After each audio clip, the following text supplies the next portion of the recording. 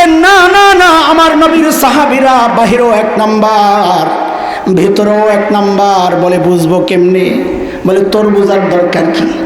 আমি ওদের কলবের পরীক্ষা নিয়ে নিয়েছি, ওই পরীক্ষায় ওরা পাস। কার কথা? আল্লাহ বলছেন উলাইকাল্লাযীনা ইমতাহানাল্লাহু কুলুবাহুম লিত্তাকওয়া লাহুম মাগফিরাতুন ওয়া আজরুন আযীম।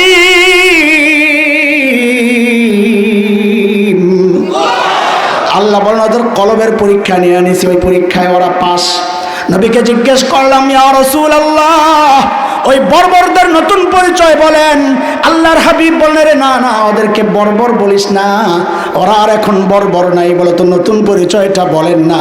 তো আল্লাহর নবী বলেন, খায়রুল কুরুনি করনি। ওরা আর বর্বর নাই, ওরা এখন মানব ইতিহাসের শ্রেষ্ঠ মানুষ হয়ে গেছে। আল্লাহু আকবার। এই কটা বাজে? তোর তো তালে ফেলাইছিস আমারে। 11:30 খাইছে রে। ইন্নালিল্লাহি ওয়া ইন্না ইলাইহি রাজিউন। মাত্র বেড়া মাত্র লাগে, মাত্র অর্থ বুঝিস নি? বিলিয়ন ট্রিলিয়নের পরেও মাত্রই লেহে। আল্লাহ আসেন নিও সারা রাত ফাগুন নেই। এক এলাকায় এক পিসাবে ওয়াজ করছে, কয় যে এলাকা আল্লাহ আল্লাহর কবর থাকে, আশেপাশের কবরওয়ালারাও কিছু রহমত টহমত পায়। ওয়াজ করে গেছে ভিতরে। আগেরকার দিনের পিসাবরা তো আর গাড়ি লই আইতো না, আয়া রাত্রে থাকতো, সকালে ডিম চাইল আড়া ময়দা মুরগা এই গাটি টুটি কইরা কান্দে লই আর আস্তে আস্তে যাইতো। কেউ মনে আছে এমনি করে? তো পিসাবে তো নিয়ত করছে রাত্রে থাকবো। এর মধ্যে দেহে বাইরে কি জানি সিলে সিলিটাস খাদেমরে পাঠাইছে, যারে কি কয়া কোন বিপদে পড়লাম। খাদেমে যায় যা শুনছে দৌড়ে এক তাড়াতাড়ি গাঠটি গোল করেন, এই এলাকায় রাত্রে থাম যাব না। কি জন্যে, কি সমস্যা? কোয়াজ করছেন আল্লাহ আল্লাহর কবর থাকলে আশেপাশের কবরওয়ালারা রহমত পায়। বেড়ারা দেখছি আলাপ করতেছে, হেরে আঙ্গ এলাকায় তো কোনো আল্লাহওয়ালা নাই, একটা কাম কর হুজুর রে মাইরা কবর দে। হুজুর মইরা যাক, আমার রহমত দরকার। আমি মইরা যাই, হ্যাঁ সারা রাত ওয়াজ করব, জালেম কথা। লা হাওলা ওয়ালা কুওয়াতা ইল্লা বিল্লাহ। খেয়াল করেন, চলেন অনেক রাত হয়েছে, যেহেতু বয়ানটাকে একটু গুছাইয়া দিই আপনাদেরকে, যেন সহজ হয়, অল্পতে বুঝেন। কথা কমাইয়া দিই, ঠিক আছে? কথা কমাইয়া দিই যেন পুরা কথাটাই চলে আসে, কিন্তু যেন মনে রাখা যায় পুরা বয়ানটা। চলেন, আমরা বলেছি লাইনের কথা, এক লাইনে কথা, তো চলেন পুরা বয়ানটাকে একটা সুতায় গেঁথে দিই, একটা সুতার মধ্যে, যেন আপনাদের মনে রাখা সহজ হয়। এই পর্যন্ত যা বলেছি, সামনে যা বলবো ইনশাআল্লাহ, পুরা বয়ানটা একেবারে গনে গনে 6 কথার বয়ান। কত বলেন? এই 6 কথা মুখস্থ করবেন, দেখবেন পুরা বয়ান মুখস্থ ইনশাআল্লাহ। কয় কথা?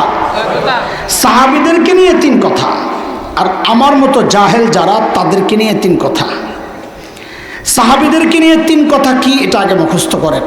জবাব দিয়েন না, আমি জবাব শুনতে চাই না, পড়া মুখস্থ করাইতেছি। আমি যা বলবো হুবহু ওইটাই উচ্চারণ করবেন। বলেন, ওরা ছিল কি? ওরা ছিল কি? সবাই বলে নাই, আওয়াজ কয় না। ওরা ছিল কি? অবাক হওয়ার মতো একটা ভাব নিয়ে বলেন, হইল কি? আবার ওরা ছিল কি? হইল কি? মাঝখানে ঢুকলো কি? আচ্ছা বুঝেন তো, বলতে মজা লাগবে। ওরা ছিল কি? ছিল মানব ইতিহাসের সবচাইতে খারাপ মানুষ। কই এটা বারে কোন ভাল লাগে না, আপনি কেমনে জানেন? ওই হিসাব সোজা বেটা, যেহেতু সব ডাক্তার সবচাইতে বড়, বোঝা গেল রোগীও ছিল সবচেয়ে বড়, হিসাব সোজা। কই ছিল কি? সবচাইতে খারাপ মানুষ। হইল কি? সবচাইতে ভালো মানুষ। কার সর্বনাশ, সবচাইতে খারাপ মানুষগুলো সবচাইতে ভালো মানুষ হয়ে গেল। মাঝখানে কি ঢুকলো রে? কই কোরআন। মাঝখানে কি ঢুকছে? তো বলেন, ছিল কি? হইল কি? মাঝখানে ঢুকলো কি? হয়েছে নি মুখস্থ? রাখেন, এটার একটা উদাহরণ দিব ইনশাআল্লাহ। এবার আমার মতো জাহেলদের যে 3 কথা, ওটা মুখস্থ করে। সাহাবায়ে কেরাম যেই জাহালতকে ছাড়লেন, চুরি ডাকাতি রাহাজানি জিনা সুদ ঘুষ এগুলো সব ছাড়লেন, মদ ছাড়লেন, কোরআনকে আঁকড়ে ধরে সর্বশ্রেষ্ঠ হয়ে গেলেন। আমরা কি করলাম? সেই জাহালতকে ধরলাম আর কোরআনকে ছাড়লাম। বলেন এটা আমাদের আফসোস না গর্ব? তাইলে বলেন এবার ঠিক করে ধরলাম কি? আফসোসের মতো একটা ভাব নিয়ে বলেন ছাড়লাম কি? আবার ধরলাম কি? ছাড়লাম কি? এরকম হাত ওঠা, হাত ওঠা, কপাল একটা জোরে বাড়ি মারেন, আহারে করলাম কি? না না না, এ নরম নরম আহারে চলবো না, মিডা মিডা আহারে চলবো না, এমনভাবে করবেন যে কলিজা সিরা যেন পোড়া গন্ধা বাইর হয়। বলে ধরলাম কি? ছাড়লাম কি? আহারে করলাম কি? মুখস্থ হয়েছি নি পড়া? হ্যাঁ, আবার কয়েলাম সাহাবায়ে কেরাম সম্পর্কে কয় কথা। ওরা ছিল কি, হইল কি, মাঝখানে ঢুকলো কি? আমাদের কয় কথা। ধরলাম কি? ছাড়লাম কি? আরে করলাম। কয় কথা হয়েছে? এই যে 6 কথা দিয়ে একটা বাউন্ডারি দিলাম, ইনশাআল্লাহ দেখবেন এই 6 কথার বাইরে এক চুলো এদিক সেদিক যাইব না, আটকানে সুযোগ নেই আর যাওয়ার। এইবার দেখবেন এই তলে দিয়ে খালি ঘুরতেছি। 6 কথা দিয়ে কি করছি? একটা বাউন্ডারি দিছি। এখন দেখবেন কথা এর বাইরে যায় না, তো সুবিধা হয়ে গেল না আপনার লিগা? এর কোলার আসার সুযোগ নাই, গাতা গোতা যা আছে সব বন্ধ করে দিয়েছে, এবার দেখবেন সব ভিতরেই ঘুরতেছে। চলেন সাহাবেদেরকে নিয়ে কয় কথা বলেন। ওরা ছিল কি, হইল কি, মাঝখানে? চলেন একজন সাহাবীর একটা উদাহরণ শুনি, যার কি মানুষ কি হয়ে গেছে। ছিল কি, ইসলামের ছায়া তলে এসে কোরআনের ছোঁয়ায় নবী আলাইহিস সালামের সঙ্গ পায়া কি মানুষগুলা কি হয়ে গেল। আবারও মাথায় একটু ঘুরান, কি ছিল? একটা পয়সার জন্য যারা মানুষ খুন করত, তাদের নতুন পরিচয় শোনাচ্ছি আপনাদের। একজন সাহাবীর কথা শুনে, হযরত সাঈদ ইবনে আমির আল জুমাহি রাদিয়াল্লাহু আনহু, আল্লাহর নবীর এক সাহাবী, ঈমান কবুল করছেন হিজরতের পর। দেরিতে ইসলাম কবুল করলে কি হবে? ঈমান ছিল বড় পাক্কা। কতটা পাক্কা একটা উদাহরণ শুনলেই বুঝবেন। সাইয়েদনা ওমর রাদিয়াল্লাহু আনহু যখন খলিফা, বলেন তো ওমর নরম না গরম? কত গরম? অনেক। কত একটা হাদিস শুনলেই তো বোঝা যায়। আল্লাহ নবী সাল্লাল্লাহু আলাইহি সাল্লাম বলেছেন, ওমর যেই রাস্তা দিয়ে চলে শয়তান ডরে আর ওই রাস্তায় থাকে না, আরেক রাস্তায় যায় না। সর্বনাশ, ওমর পাইলে আমার শেষ করলে। একটা চুটকি শোনা মনে আপনার বলে, চুটকি, ফালতু চুটকি না, মজার চুটকি। মসজিদে নববীতে চুটকি বুঝুন তো না, সিফা কথা।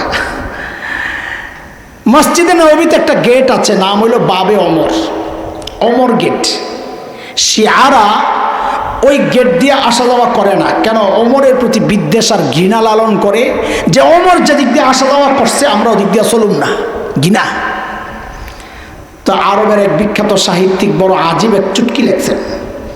সর্বপ্রথম এই চুটকি আমি নিজে যখন পড়ি, আমি হাসতে হাসতে শেষ, যে বেটার মাথায় এটা ঢুকলো কেন নেই, কি আজীব কথা।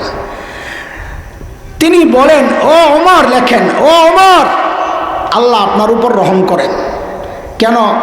আপনি যখন জীবিত ছিলেন, আপনি যেই রাস্তা দিয়ে চলতেন ওই রাস্তা দিয়ে শয়তান চলতো না, আর আজকে আপনি মারা গেছেন, এখন শয়তানের দোসর শিয়ারা এই রাস্তা দিয়ে চলে না। আল্লাহু আকবার।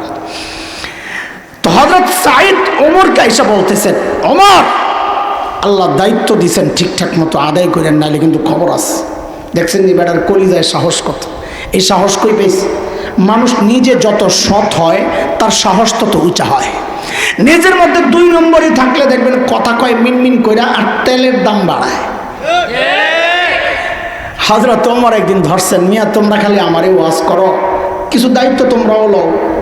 তো জোর করে ধইরা সিরিয়ার এক শহর হিমসের গভর্নর বানায়া পাঠাইয়া দিছেন। আমরা আমাদের লাইন থেকে একটু বাইরে যাচ্ছি বোঝানোর জন্য, আবার আসবো ইনশাআল্লাহ। 2টা কথা, সেটা হচ্ছে যেই অঞ্চলের মানুষ যত ধনী হয়, ওই অঞ্চলের জনপ্রতিনিধি যারা মেম্বার, চেয়ারম্যান, এমপি, তারাও ওই রকম ধনী হন, এক কথা। 2 নম্বর কথা, আজকের দুনিয়ায় Bangkok, Singapore, Thailand, Dubai, Abu Dhabi, Karachi, Bombay, আমাদের চিটাগাং, এগুলো যেমন বাণিজ্যিক শহর, ওই সময়ে গোটা দুনিয়ার বাণিজ্যিক শহর ছিল সিরিয়া। আবার আমাদের লাইনে আসেন, বলেন সেই সিরিয়ার শহর হিমসের গভর্নর যাকে ওমর বানায়া পাঠাইছেন, তিনি ধনী হওয়ার কথা না গরিব হওয়ার কথা? কেমন ধনী? ছোট মোটো না অনেক বড়? অনেক বড়। ওই সময়ের সেরা ধনী হওয়ার কথা। দুবাই প্রধান, ব্রুনাই প্রধান, সিঙ্গাপুর প্রধান, কাতারের আমির বললেই একটা কেমন কেমন ভাব, খালি টাকার গন্ধ আসে। হ্যাঁ, তো দেখেন মানুষগুলো কত বড় ধনী হওয়ার কথা, কিন্তু অবস্থাটা কি দেখেন। আরে মানুষগুলো ছিল কি, হইল কি দেখেন। হিমস থেকে এক জামাত আসছে হযরত ওমরের সাথে সাক্ষাৎ করার জন্য। হযরত ওমর তাদের সাথে কথাবার্তা বলার পর বললেন, তোমরা একটা কাজ করো, হিমসের গরিবদের একটা লিস্ট করে আমারে দেও, আমি বাইতুল মাল রাষ্ট্রীয় কোষাগার থেকে ওদের জন্য কিছু বরাদ্দ দিয়ে দিই। তো হিমসের লোকেরা লিস্ট করছে, একটা লম্বা বড় লিস্ট করছে, নিয়ে হযরত ওমরের কাছে দিস। ফুকারা ও হিমসের গরিবদের লিস্ট।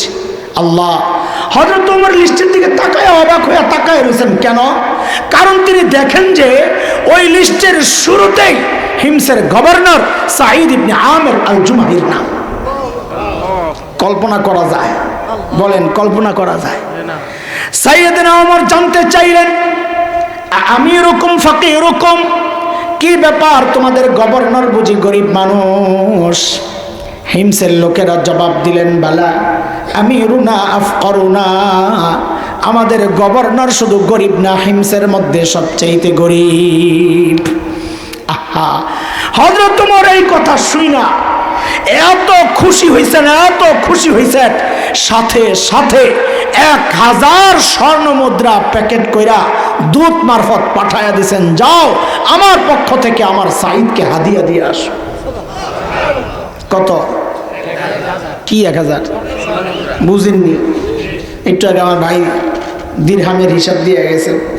1000 স্বর্ণ মুদ্রা, বুঝেন? আল্লাহ, এক স্বর্ণ মুদ্রা মানে 3.5 থেকে 4.25 ভরি সোনা। তার মানে 1000 স্বর্ণ মুদ্রা মানে 3500 থেকে 4.25 ভরি সোনা। সুবহানাল্লাহ, কত কোটি কোটি টাকা, হিসাব করেন বয়া বয়া। কম না বেশি? পাইলি কেতে? আহা, হযরত ওমরের হাদিয়া যখন দূত নিয়ে পৌঁছাইছে, এই ধরেন আপনার জন্য হাদিয়া সাঈদের কাছে। আল্লাহ নবীর সাহাবী প্যাকেটটা খুইলা যেই দেখছে বিশাল অঙ্কের হাদিয়া তার জন্যে, তিনি কি করছেন, সাথে সাথে প্যাকেটটাকে এইভাবে ছুঁড়ে মেরে চিৎকার দিয়ে বলে উঠলেন, ইন্না লিল্লাহি ওয়া ইন্না ইলাইহি রাজিউন। কি পড়ছে? কি পড়ছে? হাদিয়া পাইলে ইন্না লিল্লাহ পড়ার কথা না আলহামদুলিল্লাহ পড়ার কথা। আপনারা কি পড়তেন জানি না, আমার ইমানের যে হালত, আমি তো পোটলা ডালে ভিতরে যাইয়া কড়া লাভ দিতাম, বউরে কইতাম তুমিও আলহামদুলিল্লাহ পড়ো, আমিও পড়তে থাকি, এক তাসবিহ পুরা শেষ করে এরপরে বাইরে যেতাম। কিন্তু আল্লাহ নবীর সাহাবী কি পড়ছেন? আহা, কি মানুষ কি হয়ে গেছে, শুনতে থাকেন। বউ তো ভেতর থেকে ডরায় গেছে, আল্লাহ রে আল্লাহ, মদিনা থেকে দূত আসছে, না জানি কোন দুঃসংবাদ নিয়ে আইছে, আল্লাহই জানে। সাথে সাথেই জানতে চাইলেন, আকুতিলা উমর ইবনুল খাত্তাব, কি ব্যাপার সাইয়েদনা ওমর বুঝি শহীদ হয়ে গেছেন, আপনি এইভাবে ইন্না লিল্লাহ কেন পড়লেন? হযরত সাঈদ জবাব দেন, না না, ঘটনা তা না, বরং তার চেয়েও মারাত্মক ঘটনা। আরো বিবি আবারও জানতে চাইলেন, আকুতিলাল মুসলিমুনা ফি মারিকা, তাইলে কি কোনো যুদ্ধে মুসলমান ব্যাপকভাবে শহীদ হয়ে গেল কিনা? হযরত সাঈদ জবাব দেন, না না, ঘটনা তাও না, তার চেয়েও মারাত্মক। বউ কয় শাস্তে, না জানি আমার জামাইয়ের কল্লাটা নিতে পাঠাইছে, বেড়ির তো কলজা শুকায়া গেছে। আরে বলেন না, এইভাবে নারীরা কেন করছে? আল্লাহু আকবার, আল্লাহু আকবার, কি মানুষ কি হয়ে গেছে। হযরত সাঈদের জবাবটা কিয়ামত পর্যন্ত উম্মতে মুসলিমার জন্য নসিহত গ্রহণের খোরাক হয়ে গেছে। কি বললেন তিনি? কেন ইন্না লিল্লাহ পড়ছেন? বলেন কি, উদখিলাত আলাইয়া দুনিয়া লিতুফসিদা আখিরাতি, আরে আমার ঘরে দুনিয়া ঢুকায়া দেওয়া হয়েছে আমার আখিরাতকে বরবাদ করার জন্য। চিন্তা করে সাথে সাথে বিবিকে বললেন, আমি চাই মদিনার দূত আমার ঘরে থাকতে থাকতে এই 1000 স্বর্ণ মুদ্রা তুমি হিমসের গরিবদের মধ্যে বিলায়া দিবা। হায়, কি বুঝলেন আপনারা? আল্লাহ জানে। যেই শাসকের মধ্যে কোরআনের ইলম থাকে, যেই শাসকের মধ্যে দ্বীন থাকে, নিজের জন্য বরাদ্দের টাকাটা ওই শাসক জনগণকে বিলায়া দেয়। আর যেই শাসকের মধ্যে দ্বীন থাকে না, জনগণের বরাদ্দের টাকা মাইরা ও বিদেশে যায় বাড়ি বানায়। কথা ঠিক কিনা কর? হ্যাঁ, ঠিক করতে তো আপনারা ডরান, আমি বুঝি এটি। আল্লাহু আকবার। বিবিরে যখন এই কথা কইছে, সব দিয়া লাও, বিবি তো আর আমগো বিবি না। থাক, আপনার গোটা কমো না, আপনাকে এলাকা এখনো সারি নাই, যে সিফাস আমার রাস্তা কোন বিপদে পড়ি, আমারটার উপরে দিয়াই যাক। আমার বউরে যদি কইতাম সব দিয়া লাও, বেড়ি যে বিস্কিটটা মাল লইলে সব দিয়া লাইব, কই কি বেড়ায়। বেশি পিড়াপিড়ি করলে কই তো একটা কাম করেন না, 2টা ভাগ করে আলান, অর্ধেক আপনার অর্ধেক আমার, আমারটা থাক আপনারটা দিয়া লাই, সংসারই খরচ করত। কিন্তু বিবি কার? সাহাবীর বউ। কার বউ? কথা কয় না। শোন, তোরা যারা বিয়া করস নাই, তো করে ফ্রিতে একটা পরামর্শ দিয়া যাই রে, নিবি নি? যদি বিয়া করতে চাস, নিজে 2 নাম্বার বউ খুঁজে রাবিয়া বসিয়া আসেনি, ঠিক ঠিক কথা কর, জিন্দিগিতে তোর বিয়ে হইতো না। কারণ আল্লাহ তাআলা তো জালেম না যে 2 নাম্বারের কাছে নেককার বউডারে মাইয়াডারে পাড়াইয়া ঠকাইব। এই জন্য একটা বাক্য মুখস্থ কর, বিয়ার সময় কাজে লাগবে। ক আমার লগে লগে সবাই, জেসকার লগে তেসকা।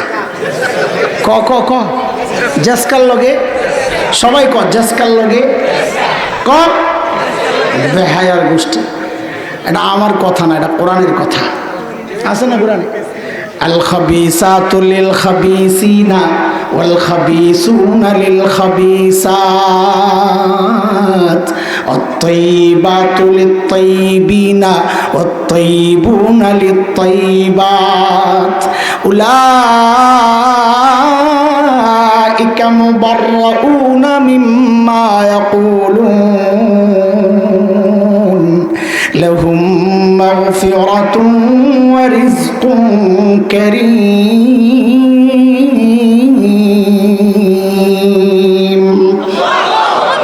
এর ছোট্ট তরজমা যদি করি তো কি অর্থ বাড়িব? জাসকাল হবে, ঠিক আছে? আল্লাহ আল্লাহ বাঁচাইছে, তোরা আসত। যেই না হযরত সাইদ বউকে এই কথা বললেন, বউ তো সাহাবীর বউ, আল্লাহ জাসকাল লাগে তেসকা মিলাইছে। বউ কয় কোনো চিন্তা নাই, একটু অপেক্ষা, যায় সাথে সাথে সব দিয়ে দিস। ওই মদিনা থেকে আসা দূত এই কারবার দেখা বয়ে বয়ে চিন্তা করে, হায় খোদা, কই আইলাম, এরা মানুষ না ফেরেশতা। দ্রুত ফেরত গেছেন মদিনায়, যায় হযরত ওমরকে যা বলতেছেন, হায় কি এক অবস্থা, এরা তো মানুষ না ফেরেশতা। হযরত ওমর এতটা খুশি হয়েছে, সাথে সাথে বললেন, এই কাফেলা রেডি কর, আমার সাইদকে দেখতে যাব। এটা বর্তমান জমানা না, চাইলেই দৌড় মারা যায়।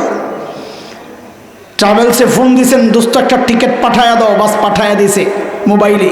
এয়ারপোর্টে কাউন্টারে যায় দেখাইছেন, বিমানের কাউন্টার ওলা মোবাইলে মেসেজ দেখা বোর্ডিং পাস দিয়া দিছে, লইয়া বিমানে উঠে গেছেন। ওটা ওই যোগ না। আরে এখন তো টিকিটও লাগে না, পাসপোর্টও লাগে না, ভিসাও লাগে না, পিচ্ছি একটা কেমনে কেমনে কেমনে কেমনে যাইয়া প্লেনে উঠে বই হয়েছে। কথা কন। আর মানুষ দেখেন, মাদ্রাসার থেকে একটা পোলা পালায় গেলে গার্জিয়ান এসে আম করে কি শাসান শাসায়, কি করেন আপনারা? খেয়াল রাখতেন না, করেন কি সারাদিন?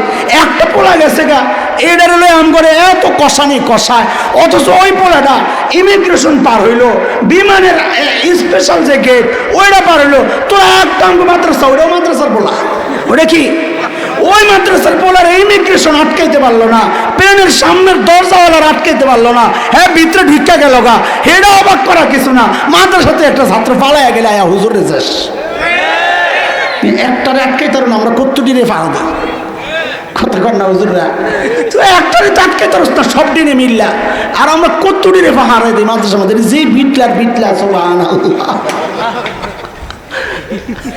আল্লাহু আকবার। সাইয়েদনা ওমরের কাফেলা যখন হিমসে ঢুকে, গোটা হিমস যেন ভেঙে পড়ে। চারদিক থেকে হাজারো মানুষ ছুটে ছুটে আসছে। কেন? আহারে, মদিনা থেকে আমাদের আমিরুল মুমিনিন আসছেন, আল্লাহর নবীর শ্রেষ্ঠ সাহাবী ওমর আসছেন এক নজর দেখার জন্য। হাজারো মানুষ জমা হয়ে গেছে। সাইয়েদনা ওমর বসা, পাশে সাঈদ ইবনে আমের আল জুমাহি বসা। হযরত ওমর চিন্তা করলেন, সাঈদ রে, আমি তো ভালো জানি, কিন্তু জনগণ কি বলে এই সুযোগে একটু পরীক্ষা করে লই। ডাক দিয়া জিজ্ঞেস করলেন, এই হিমসের মানুষ, তোমাদের গভর্নরের বিরুদ্ধে কারো কোনো অভিযোগ আসেনি? থাকলে দাঁড়াও। দাঁড়াও। জমানাটা যদি বর্তমান হইতো, পাকিস্তানের কথা কই, কোন জায়গার বাইরে আমার বিপদে ভালাইস না, কোন জায়গা কর। পাকিস্তানের প্রধানমন্ত্রী করাচিতে আইসা যদি কইতো, এই করাচির মানুষ, আপনাকে গভর্নরের বিরুদ্ধে কারো কোনো অভিযোগ আছে? তো করাচির মানুষরা মাথাটা নিচের দিকে দিয়া কইতো, অভিযোগ তো আছে, কিন্তু খারামো না, খাড়াইলে সকালে হুইয়া পড়ন লাগবে। ঠিক নেই কথা কথা, এটা খালি পাকিস্তানের কথা। আরে দুনিয়ায় যেখানে ইসলাম নাই সব জায়গার কথা। কথা কন, কথা কন। ইসলাম নাই তো মানুষের অধিকারও শেষ। ইসলাম আছে, শুধু মানুষ না, জীবজন্তুর অধিকারও প্রতিষ্ঠা হয়। কথা ঠিক কিনা বলে? আল্লাহ। যেই হযরত ওমর বললেন আসেনি কারো অভিযোগ, ওই কোনার থেকে এক বুড়া দাঁড়ায় গেছে, আছে ও বাপরে বেড়ায় যেমনি দাঁড়াইছে। ওমর তো কারবারটা দেখছো নি, কার দেখতে আইলাম? মানুষের স্বভাব জানেন, মানুষের স্বভাব হইলো মানুষ অনুকরণ প্রিয়। আপনি রাস্তার মাঝখানে গাড্ডা ব্যথা করতেছে, আসমানের দিকে নেই তাকাই থাকেন, দেখবেন পাশে দিয়ে যারা যাইব অধিকাংশ দাঁড়ায়া দেখবো আপনি কি দেখতেছেন। কথা কয়, যে এক বুড়া দাঁড়ায় গেছে, লগে লগে আরো তিনজন। ওমর কাহাই সুবহানাল্লাহ, কই আইলাম? এই বেটাকে বুজুর্গ মনে করে এত দূর থেকে আইলাম দেখতে, আমি এর বিরুদ্ধে অভিযোগের শেষ নাই। বলেন বলেন, আপনার কি অভিযোগ? এক নাম্বার বলেন। দেখেন কি মারাত্মক অভিযোগ। আরে মানুষগুলো ছিল কি, হইল কি, মনে আছেন কি বুঝাইতেছে? লাইন ঠিক আছে নি আপনাকে? দেখেন হারাইয়া যায় না। বলেন কি সমস্যা? বলে আমিরুল মুমিনিন আমাদের গভর্নর মাসে একদিন অফিসে আসে না, মাসে একদিন। আর আমরা তো সপ্তাহে ছুটি কাটাই 2 দিন। আর কত বন্ধ, পূজার বন্ধ, এটার বন্ধ, এটার বন্ধ, আইসে কবে গেছে কবে দুনিয়ায়, এটির বন্ধ, কত বন্ধ আর বন্ধ। সুবহানাল্লাহ, আল্লাহু আকবার। ইসলামী শাসন ব্যবস্থায় জনগণের অভিযোগ গভর্নর মাসে কয়দিন আসে না? একদিন। ওমর তো রাগ হয়ে গেছে। সাইদ জবাব দাও, কেন তোমাকে মানুষ মাসে একদিন পায় না? ঘটনা কি? আসো না কেন? আল্লাহ নবীর সাহাবী আসামির কাঠগড়ায় ধনী এলাকার গভর্নর, এটা বইলালন তো সামনের কথাটা বুঝতে মজা লাগবে। আসামির কাঠগড়ায় কে? ধনী এলাকার, মনে আসেনি কথা? হিমসের গভর্নর, ধনী এলাকার গভর্নর। দাঁড়ায়া তিনি কি বলতেছেন, কেন একদিন আসেন না মাসে? বলে আমিরুল মুমিনিন, আপনি তো জানেন আমি গরিব মানুষ। এই যে আমার গায়ে 2 টুকরা কাপড় দেখছেন, একটা লুঙ্গির মতো করে পরা, আরেকটা চাদরের মতো করে জড়ানো। আমিরুল মুমিনিন, আমার না এই 2 টুকরা কাপড় ছাড়া আর কোনো কাপড় নাই। আরে মাসে অফিসে একদিন কেন আসো না? বলে 1 মাস পড়তে পড়তে দুর্গন্ধ হয়ে যায়, নিজেরও কষ্ট হয়, যারা আসে ওদেরও কষ্ট হয়। তাই মাসে একদিন উপরেরটা ধুইয়া দেই, শুকায়া গেলে নিচে পরি, নিচেরটা ধুইয়া দেই, শুকায়া গেলে গায়ে জড়াই। আমিরুল মুমিনিন, এটা করতে করতে একটু দেরি হয়ে যায়। আমি যে আসি না তা ঠিক না, আসি একটু দেরি হয়। উনি হয়তো সকালে আইসা আমারে না পাইয়া ভাবছেন আমি আসি নাই। হযরত ওমর তো বুঝছেন অভিযোগের ধরনটা কি। ঠিক আছে, দাঁড়াইছে যেহেতু, বলেন আপনার কি সমস্যা? 2 নম্বর জন দাঁড়ায় তো আরো মারাত্মক অভিযোগ। কি সমস্যা বলেন? বলে আমিরুল মুমিনিন, আমাদের গভর্নরের দিনে তো পাই, বেড়ারে রাতে পাই না। কি ডিউটি লইছে হেরে, রাতেও সময় দেওয়া লাগবে। দেখছেন নি কারবার? কিন্তু হযরত ওমর তো রাগ হয়ে গেছে। সাইদ জবাব দাও, কেন তোমাকে রাতে পাওয়া যায় না?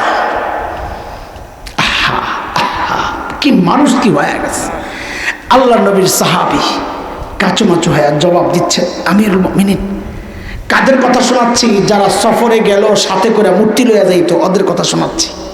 এখন হইল কি শোনাচ্ছি, কেন রাতে পাওয়া যায় না?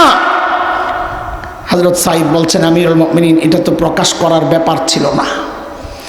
এখন আমি প্রশ্নের মুখে পড়ছি, না বলেও তো পারছি না।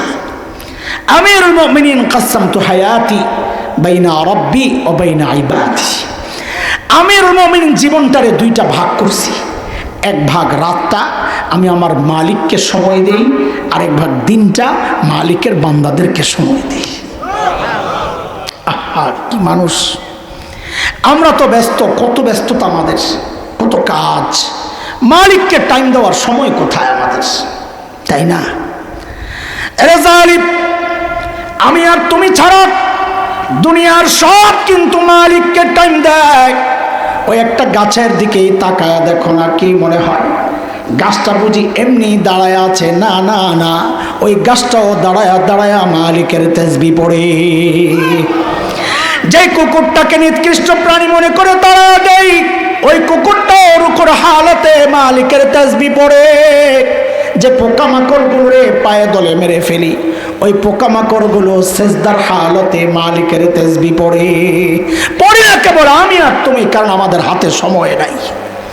সময় বন্ধ একদিন আসবে, কিন্তু করার থাকবে না কিচ্ছু। সেদিন আফসোস করে করে, শুধু চিৎকার করে করে বলবো, ইয়া লাইতানি কদ্দামতু লি হায়াতি।